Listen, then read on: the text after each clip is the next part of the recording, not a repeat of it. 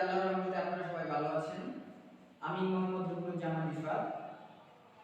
আমি আজকে আপনাদের সাথে বর্ণসংখ্যা নিয়ে আলোচনা করব। আপনারা যারা ভিডিওটি দেখছেন দয়া করে সম্পূর্ণ ভিডিওটি দেখবেন, অনেক ইনফরমেশন জানতে পারবেন।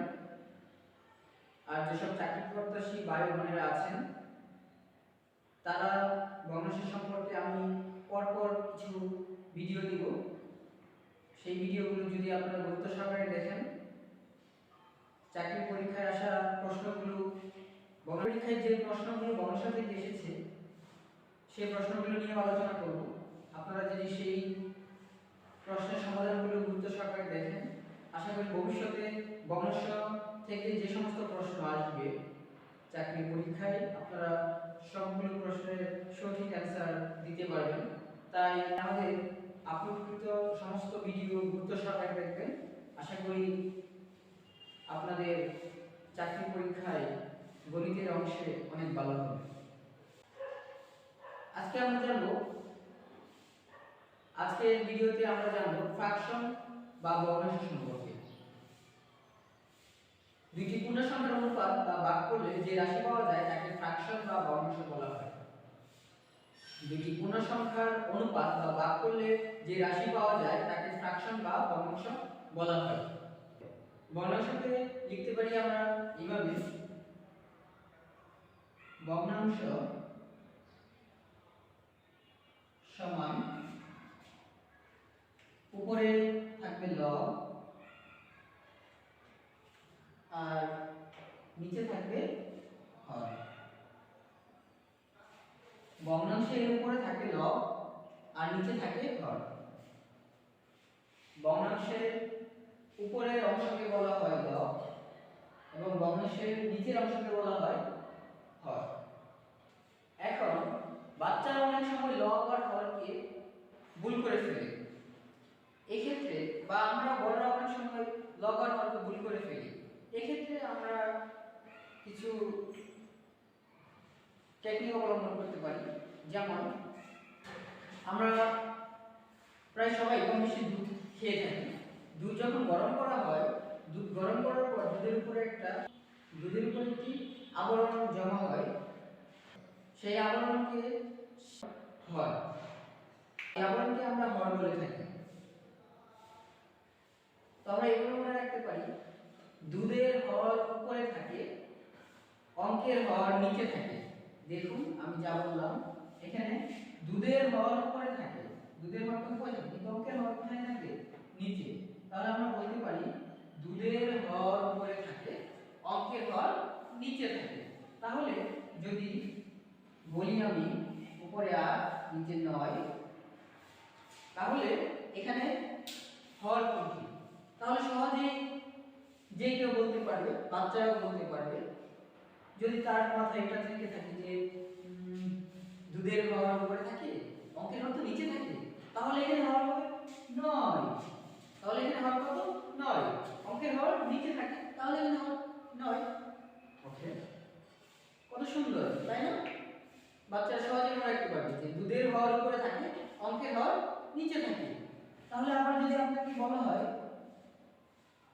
এখানে হর কত, তো একজন বাচ্চা সহজে বলে দিতে পারবে এখানে হর হচ্ছে কত? 13। কত ইজি, তাই না? সো বাচ্চাদের আমরা এটা শেখাতে পারি যে দুধের হর উপরে থাকে, অঙ্কের হর নিচে থাকে।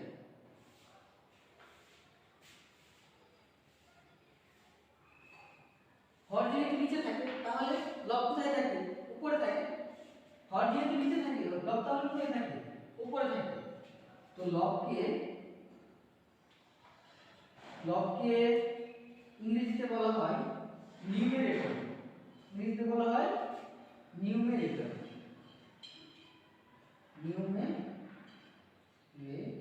লবকে ইংরেজিতে বলা হয় নিউমেরেটর। লবকে ইংরেজিতে বলা হয় কি? নিউমেরেটর। আর হরকে ইংরেজিতে বলা হয় ডিনোমিনেটর। লবকে বলা হয় নিউমেরেটর আর হরকে বলা হয় ডিনোমিনেটর। আমি আবার বলছি, ভগ্নাংশের উপরে থাকে লব নিচে থাকে হর।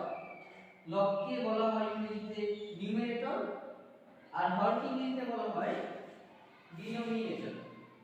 হরকে বলা হয় ডিনোমিনেটর আর লবকে বলা হয় নিউমারেটর। তো এখন আমরা জানবো ভগ্নাংশের প্রকার সম্পর্কে। ভগ্নাংশের প্রকার। ভগ্নাংশকে সাধারণত দুই ভাগে ভাগ করা হয়। একটি হচ্ছে সাধারণ ভগ্নাংশ, অপরটি হচ্ছে দশমিক ভগ্নাংশ। একটি হচ্ছে সাধারণ ভগ্নাংশ, আর একটি হচ্ছে দশমিক ভগ্নাংশ। এখন আমরা দেখব সাধারণ ভগ্নাংশ। সাধারণ ভগ্নাংশকে আমরা আকৃতি অনুসারে এবং গঠনাত্মক বা প্রকৃতি অনুসারে ভাগ করা যায়। সাধারণ ভগ্নাংশ আকৃতি অনুসারে তিন প্রকার। এটি হচ্ছে আপনার সরল ভগ্নাংশ, জটিল ভগ্নাংশ, যৌগিক ভগ্নাংশ। সাধারণ ভগ্নাংশ গঠনগত বা প্রকৃতি অনুসারে আবার তিন প্রকার। একটি হচ্ছে প্রকৃত ভগ্নাংশ, অন্যটি অপ্রকৃত ভগ্নাংশ, আর একটি হচ্ছে মিশ্র ভগ্নাংশ। এখন আছে দশমিক ভগ্নাংশ। দশমিক ভগ্নাংশ দুই প্রকার। একটি হচ্ছে সাধারণ দশমিক ভগ্নাংশ, অন্যটি হচ্ছে পৌনঃপুনিক। আজকের ভিডিওতে আমি আপনাদের সাথে আলোচনা করব সাধারণ ভগ্নাংশের গঠনগত বা প্রকৃতি অনুসারে যে তিন ভাগে ভাগ করা যায় বা তিনটি প্রকার রয়েছে সেই তিনটি প্রকার সম্পর্কে। আমি আজকে আলোচনা করব আপনাদের সাথে প্রকৃত ভগ্নাংশ, অপ্রকৃত ভগ্নাংশ এবং মিশ্র ভগ্নাংশ সম্পর্কে। তো চলুন আমরা তাহলে জেনে নেই প্রকৃত ভগ্নাংশ, মিশ্র ভগ্নাংশ, অপ্রকৃত ভগ্নাংশ সম্পর্কে। প্রথমে আমরা জানব প্রকৃত ভগ্নাংশ সম্পর্কে। যে ভগ্নাংশের লব হরের চেয়ে ছোট হয় তাকে বলা হয় প্রকৃত ভগ্নাংশ। সো আমাদের তো মনে আছে তাই না, ভগ্নাংশের লব আর হর, ভগ্নাংশের লব আর হর মনে আছে না? ভগ্নাংশ সমান লব আর হর মনে আছে তো? উপরে থাকে লব আর নিচে থাকে কি হর। উপরে থাকে লব আর নিচে থাকে হর। যে ভগ্নাংশের লব ছোট এবং হর বড় তা হচ্ছে প্রকৃত ভগ্নাংশ। যেমন এখানে যদি আমি একটু উদাহরণ দিই তাহলে সহজে বুঝতে পারবেন। উপরে আছে 7, নিচে আছে 9। তো উপরে 7, নিচে 9। এখানে হর হচ্ছে, আমরা জানি হর নিচে থাকে, লব উপরে থাকে। তো হর হচ্ছে 9 এবং লব কত? লব হচ্ছে 7। এখানে হর হচ্ছে 9 এবং লব হচ্ছে 7। আমরা এখানে দেখতে পাচ্ছি হরের চেয়ে লব ছোট, কারণ 9 এর থেকে 7 ছোট। যেহেতু হরের চেয়ে লব ছোট তাই এটি হবে প্রকৃত ভগ্নাংশ। এটি হবে কি? প্রকৃত ভগ্নাংশ। আরেকটি বিষয়, প্রকৃত ভগ্নাংশের মান 1 এর চেয়ে ছোট হয় সবসময়। 1 এর চেয়ে সবসময় ছোট হয় প্রকৃত ভগ্নাংশ। প্রকৃত ভগ্নাংশের মান সবসময় 1 এর চেয়ে ছোট হয়। প্রকৃত ভগ্নাংশের মান সবসময় 1 এর চেয়ে কি হয়? ছোট হয়। এখন আমরা দেখব অপ্রকৃত ভগ্নাংশ। যে ভগ্নাংশে লবের মান হরের চেয়ে বড় হয়, লবের মান হরের চেয়ে বড় হয় তা হচ্ছে অপ্রকৃত ভগ্নাংশ। যেমন উপরে যদি 9 দেই আর নিচে যদি আমরা 7 দেই তাহলে এখানে দেখতে পাচ্ছি হরের চেয়ে লব বড়, হরের চেয়ে লব বড়। তাই এটি কি ভগ্নাংশ? অপ্রকৃত ভগ্নাংশ। তাই এটি অপ্রকৃত ভগ্নাংশ। এখানে আরেকটি বিষয়, হর আর লব যদি কখনো সমান হয় তখনও তা অপ্রকৃত ভগ্নাংশ। তাহলে অপ্রকৃত ভগ্নাংশ কি? যে ভগ্নাংশের লব হরের চেয়ে বড় হয় অথবা লব এবং হর দুটি সমান হয়। লব অথবা হর দুটি সমান হবে অথবা লব হরের চেয়ে বড় হবে, তাহলে তা হবে অপ্রকৃত ভগ্নাংশ। তাহলে আমরা বলতে পারি অপ্রকৃত ভগ্নাংশের মান 1 এর চেয়ে বড় অথবা 1 এর সমান, অথবা অপ্রকৃত ভগ্নাংশের মান 1 এর সমান। অপ্রকৃত অপ্রকৃত ভগ্নাংশের মান 1 এর চেয়ে বড় অথবা 1 এর সমান। আমি আবার এই দুটো ক্লিয়ার করে দিচ্ছি, যদি কারো প্রবলেম থাকে তাহলে আবার একটু মনোযোগ দেন। আমি আবার বলছি, ভগ্নাংশ আমরা জানি ভগ্নাংশের উপরে থাকে লব আর নিচে থাকে হর। ভগ্নাংশের উপরে থাকে লব, নিচে থাকে হর। এখন হচ্ছে প্রকৃত ভগ্নাংশ। প্রকৃত ভগ্নাংশ হচ্ছে যে ভগ্নাংশের এই লব এই হরের চেয়ে ছোট, তা হচ্ছে প্রকৃত ভগ্নাংশ। আর অপ্রকৃত ভগ্নাংশ যে ভগ্নাংশের লব হরের চেয়ে বড় অথবা লব এবং হর কি দুটি সমান হয়, তা হচ্ছে অপ্রকৃত ভগ্নাংশ। অনেকে প্রকৃত ভগ্নাংশ অপ্রকৃত ভগ্নাংশ অনেক সময় মনে রাখতে পারেন না, তাদের জন্য আমি একটি আমার মনে হয় এটা সহজ হতে পারে। আপনারা যদি দেখেন এখানে প্রকৃত, এটি হচ্ছে অপ্রকৃত। প্রকৃত লিখতে যে পূর্ণ অক্ষর ব্যবহৃত হয়েছে, এখানে প্রকৃত লিখতে পূর্ণ অক্ষর ব্যবহৃত হয়েছে 3টি, অপ্রকৃত লিখতে পূর্ণ অক্ষর ব্যবহৃত হয়েছে 4টি। তো এখানে একটা বিষয় দেখেন, এই প্রকৃত ভগ্নাংশ লিখছেন, প্রকৃত ভগ্নাংশের পূর্ণ অক্ষর হচ্ছে 3টি আর অপ্রকৃত ভগ্নাংশের পূর্ণ অক্ষর হচ্ছে 4টি। সো এখানে প্রকৃত লিখতে কম অক্ষর লেগেছে, তাই প্রকৃত ভগ্নাংশের লব সবসময় ছোট হবে। প্রকৃত ভগ্নাংশের লব সবসময় কি হবে? ছোট হবে। প্রকৃত ভগ্নাংশের লব সবসময় ছোট হবে আর হর সবসময় বড় হবে। তো আমরা যখনই দেখব লব ছোট, তাহলে ভাববো কি লিখতে তো কম লাগছে। দেখেন প্রকৃত লিখতে অক্ষর পরিমাণ কম লাগছে, মানে পূর্ণ অক্ষর কম লেগেছে, তাই এটা কি হচ্ছে কি প্রকৃত। যেটা লব ছোট তা হবে ছোট, প্রকৃতও ছোট, তাই এটা হবে প্রকৃত ভগ্নাংশ। আবার দেখেন অপ্রকৃত লিখতে 4টি পূর্ণ অক্ষর লেগেছে, তো প্রকৃতর চেয়ে অপ্রকৃত লিখতে কি অক্ষর বেশি লেগেছে, তাই যখন এখানে তাই অপ্রকৃত ভগ্নাংশের ক্ষেত্রে হয় কি লব হবে বড় এবং হর হবে ছোট। তাই কি হবে অপ্রকৃত ভগ্নাংশের লব হয় বড় হর কি ছোট, তাই না? তো আমরা এখানে অপ্রকৃত ভগ্নাংশের লব হচ্ছে বড় হর হচ্ছে ছোট। তো যখনই আমরা দেখব লবটি বড় তখনই আমরা দেখব কি যে অপ্রকৃত লিখতে তো বেশি সময় লাগে, সরি অপ্রকৃত লিখতে তো বেশি সময় লাগে, যেহেতু এখানে লবটি বড় তাই এটা অপ্রকৃত ভগ্নাংশ। আমি আবার বলছি, অনেকেই প্রকৃত ভগ্নাংশ অপ্রকৃত ভগ্নাংশের প্রবলেম হয়। এটা আমরা সহজে মনে রাখতে পারি যে প্রকৃত ভগ্নাংশ লিখতে পূর্ণ অক্ষর লাগে 3টি, অপ্রকৃত ভগ্নাংশ লিখতে পূর্ণ অক্ষর লাগে 4টি। যেহেতু প্রকৃত লিখতে কম সংখ্যা কম অক্ষর লাগে, তাই যখনই দেখবো আমরা লব ছোট তখনই দেখবো কি সেটা প্রকৃত ভগ্নাংশ। আবার যখনই দেখবো লব বড়, যেহেতু অপ্রকৃত লিখতে বেশি পূর্ণ অক্ষর লাগে, তাই ওইটা অপ্রকৃত ভগ্নাংশ। তখন তা হবে অপ্রকৃত ভগ্নাংশ।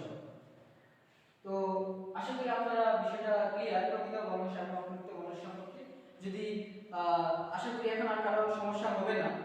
যখনই দেখবেন যে লব ছোট তখনই চিন্তা করবেন প্রকৃত লিখতে অক্ষর আমার কম লেগেছে, তাই হচ্ছে এটা প্রকৃত ভগ্নাংশ। আবার যখন দেখবেন লব বড়, যে না অপ্রকৃত লিখতে আমার বেশি লেগেছে অক্ষর অক্ষর, তাই এটা যেহেতু লব বড় এটি অপ্রকৃত ভগ্নাংশ। আশা করি বিষয়টা ক্লিয়ার। ওকে, এখন আমরা দেখব মিশ্র ভগ্নাংশ। পূর্ণ সংখ্যার সাথে যদি প্রকৃত ভগ্নাংশ যুক্ত থাকে তখন আমরা তাকে বলবো মিশ্র ভগ্নাংশ। পূর্ণ সংখ্যা, যেমন আমরা যদি একটি লিখি কি পূর্ণ সংখ্যা লিখতাম, এর সাথে যদি একটি প্রকৃত ভগ্নাংশ, অপ্রকৃত কিন্তু হওয়া যাবে না। প্রকৃত মানে কি লব ছোট হতে হবে, লব কি ছোট হতে হবে। যদি এই যে দেখেন এখানে যে এই অংশটা, এটা হচ্ছে কি প্রকৃত ভগ্নাংশ। আমি সংজ্ঞায় কি বলেছি যে পূর্ণ সংখ্যার সাথে এটি হচ্ছে কি একটি পূর্ণ সংখ্যা, এটি কি একটি পূর্ণ সংখ্যা। এই যে এটি একটি পূর্ণ সংখ্যা। পূর্ণ সংখ্যার সাথে যদি প্রকৃত ভগ্নাংশ যুক্ত থাকে, প্রকৃত ভগ্নাংশ মানে প্রকৃত লিখতে কম লাগে তাই এটা লব হবে ছোট 3 আর হর হবে বড়। পূর্ণ সংখ্যার সাথে যদি প্রকৃত ভগ্নাংশ যুক্ত থাকে তখন তাকে বলা হয় মিশ্র ভগ্নাংশ। মিশ্র ভগ্নাংশ সম্পর্কে আমি আবারও বলছি, পূর্ণ সংখ্যার সাথে যদি কোনো প্রকৃত ভগ্নাংশ যুক্ত থাকে তখন যে ভগ্নাংশটি হয় সেই ভগ্নাংশকে বলা হয় মিশ্র ভগ্নাংশ। সেই ভগ্নাংশকে বলা হয় কি মিশ্র ভগ্নাংশ। তো আশা করি আপনাদের প্রকৃত ভগ্নাংশ, অপ্রকৃত ভগ্নাংশ এবং মিশ্র ভগ্নাংশ নিয়ে আর কোনো সমস্যা হবে না। তো এখন আমরা একটা গুরুত্বপূর্ণ বিষয় জানবো, তা হলো অপ্রকৃত ভগ্নাংশ থেকেই কেবল মিশ্র ভগ্নাংশ হয়। প্রকৃত ভগ্নাংশ কিন্তু কখনো মিশ্র ভগ্নাংশ হবে না। সমস্ত অপ্রকৃত ভগ্নাংশকে মিশ্র ভগ্নাংশে পরিণত করা যায়, আবার সমস্ত মিশ্র ভগ্নাংশকে অপ্রকৃত ভগ্নাংশে পরিণত করা যায়। এই অপ্রকৃত ভগ্নাংশকে আমরা কিভাবে মিশ্র ভগ্নাংশে পরিণত করব এবং মিশ্র ভগ্নাংশকে আমরা কিভাবে অপ্রকৃত ভগ্নাংশে পরিণত করব এই সম্পর্কে পরবর্তীতে আমি একটি ভিডিও আপলোড দিব। আপনারা দয়া করে ভিডিওটি দেখবেন। তারপর এখানে আরো যা কিছু আছে সব তো আজকে আলোচনা করিনি, ধীরে ধীরে সবকিছু আলোচনা করব এবং আমার চ্যানেলে এবং আমার ফেসবুক আইডিতে আমি আপলোড দিব। আপনারা যারা ভগ্নাংশ সম্পর্কে সুন্দর একটি স্বচ্ছ ধারণা পেতে চান এবং